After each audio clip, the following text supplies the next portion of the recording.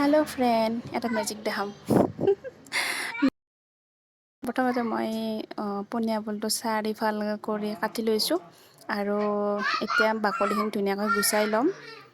মই যেনেকৈ সহজ পাওঁ তেনেকৈ কাটি লৈছোঁ আৰু এনেকৈ ধুনীয়াকৈ গোটেইখিনি বাকলি গুচাই ল'ম। আৰু পনীয়া বলটো মই প্ৰথমতে ধুই লৈছোঁ, ধুই লৈ পেলাই চাৰিফাল কৰি কাটি লৈছোঁ আৰু এইখিনি ধুনীয়াকৈ মই কাটি ল'লোঁ। আৰু এতিয়া অলপমান খাম আৰু অলপমানৰ বনাম চাটনি। এটা নতুন ভিডিঅ'ৰ সৈতে আপোনালোক সকলোকে মোৰ চেনেললৈ স্বাগতম জনালোঁ।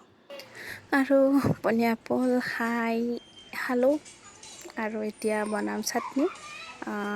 চাটনি কেনেকৈ বনাওঁ, কি কৰোঁ সকলো দেখুৱাই থাকিম আপোনালোকক। আৰু এতিয়া বলক যাওঁ বনাবলৈ।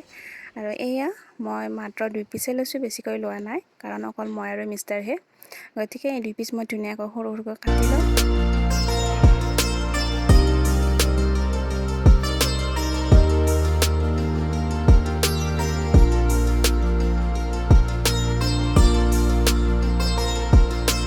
এয়া ধুনীয়াকৈ কাটি ল'লোঁ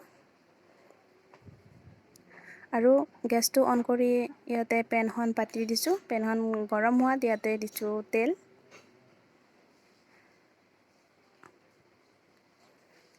তেলো কমকৈ দিছোঁ কাৰণ যিহেতু পনীয়া বল মই কমকৈ লৈছোঁ, সেইকাৰণে তেলখিনি গৰম হোৱাত ইয়াতে দিছোঁ মই কেইটামান গোটা জিৰা।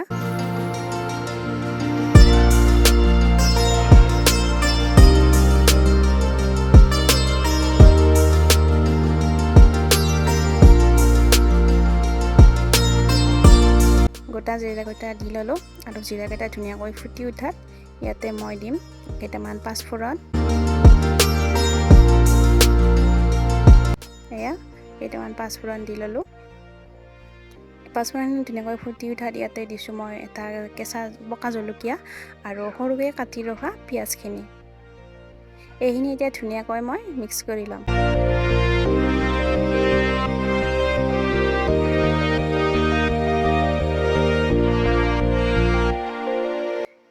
এইখিনি মই ধুনীয়াকৈ লৰাই ল'লোঁ আৰু ইয়াতে দিম মই সোৱাদ অনুসৰি নিমখ, হালধি গুড়ি অকণমান। যিহেতু মই পনীয়া বল কমকৈ লৈছোঁ সেইকাৰণে কমকৈ দিছোঁ। অকণমান জিৰা গুড়ি, অকণমান জলকীয়া গুড়ি, মছলাখিনি দি এতিয়া ধুনীয়াকৈ মই লৰাই ল'ম।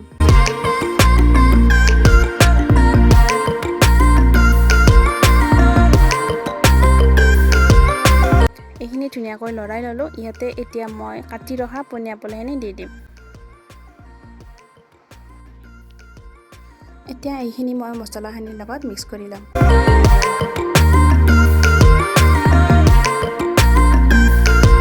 আৰু ইয়াত ধুনীয়াকৈ মছলাখিনিৰ লগত মিক্স কৰি ল'লোঁ আৰু 5 মিনিট সময়ৰ কাৰণে মই ঢাকনিৰে ঢাকি দিম। 5 মিনিট পিছত ঘূৰি আহি ঢাকনি গুচাই দিলোঁ আৰু ধুনীয়াকৈ তেল বিৰিঙি আছে।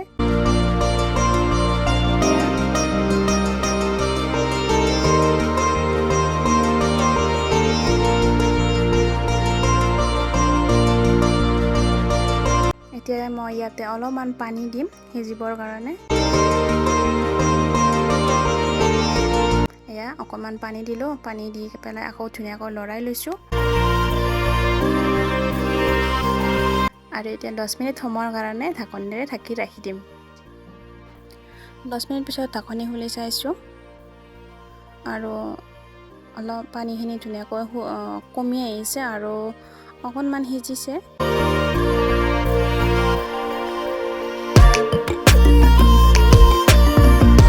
এয়া সিজি আহিছে। ইয়াতে মই আকৌ অলপমান পানী দিম আৰু ঢাকনিৰে ঢাকি ৰাখি দিম।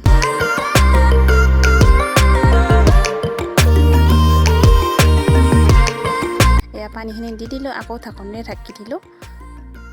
আকৌ 15 মিনিট সময়লৈ মই ঢাকনিৰে ঢাকি ৰাখিম। 15 মিনিটৰ পাছত আৰু এয়া আমাৰ চাটনি ৰেডি হৈয়ে আহিছে আৰু পানীখিনি ধুনীয়াকৈ ডাঠ হৈ আহিছে আৰু ধুনীয়াকৈ সিজি আহিছে।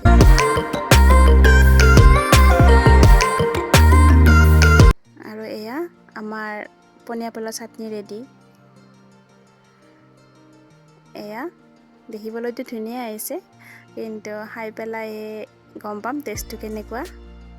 গতিকে আপোনালোকে এবাৰ ট্ৰাই কৰি চাব কেনেকুৱা লাগে। এয়া টেষ্ট কৰি চাই কৈ আছোঁ। আৰু গুণগুণাই হাই চকলেট, সেইকাৰণে চকলেটটো খুলি দি দিওঁ তাইক।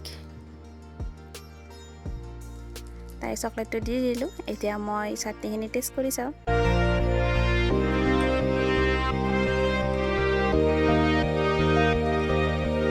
অ' মাই গড, ইমান ধুনীয়া! মই ভবাই নাছিলোঁ ইমান টেষ্টি হ'ব বুলি। প্ৰথমবাৰ বনাইছোঁ, কিন্তু বহুত ধুনীয়া হৈছে খাবলৈ। আপোনালোকে এবাৰ ট্ৰাই কৰি চাব। আজি মই বনাম মাটিমাহৰ দাইল।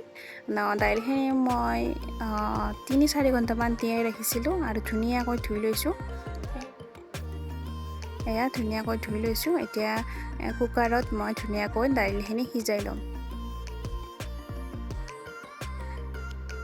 এয়া কুকাৰটোত মই দাইলখিনি দি ল'ম আৰু 2টা চিটি লগাই দাইলখিনি সিজাই ল'ম।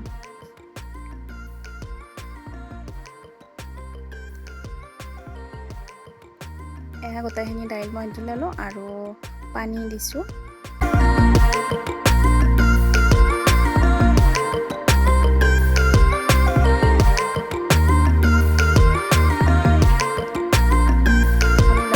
এতিয়া গেছত পাতি দিম 3টা চিটি যাবলৈ। আৰু এয়া আমাৰ দাইল ধুনীয়াকৈ সিজি গৈছে। এয়া ধুনীয়াকৈ সিজি আহিছে। ইয়াতে মই হালধি নিমখ একো দিয়া নাই, কাৰণ হালধি দিলে কুকাৰটো লেতেৰা হৈ যায়, সেইকাৰণে। এতিয়া মই কেৰাহীখনত দাইলখিনি দি দিম।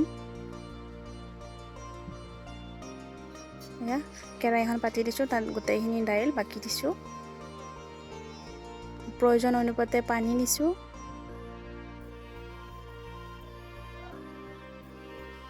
এতিয়া মই ইয়াতে মছলাখিনি এড কৰিম আৰু ইয়াতে দিম মই 2 চামুচ নিমখ সোৱাদ অনুসৰি,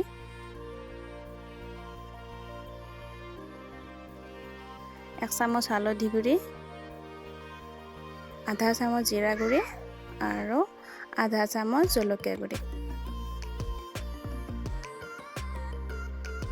এইখিনি দি ল'লোঁ আৰু ইয়াতে দিম মই আদা নহৰুৰ পেষ্ট।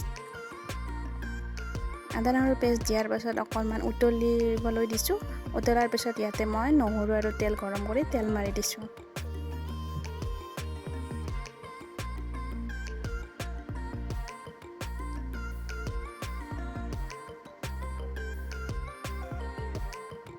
এয়া তেল মাৰি দিলোঁ আৰু তেল মাৰি দিয়াৰ পিছত অকণমান সময় উতলিবলৈ দিছোঁ। আৰু এয়া আমাৰ মাটিমাহৰ দাইল ৰেডি। যদি ভিডিঅ'টো ভাল লাগে লাইক শ্বেয়াৰ কৰি দিব আৰু মোৰ চেনেলটো ছাবস্ক্ৰাইব কৰি দিব।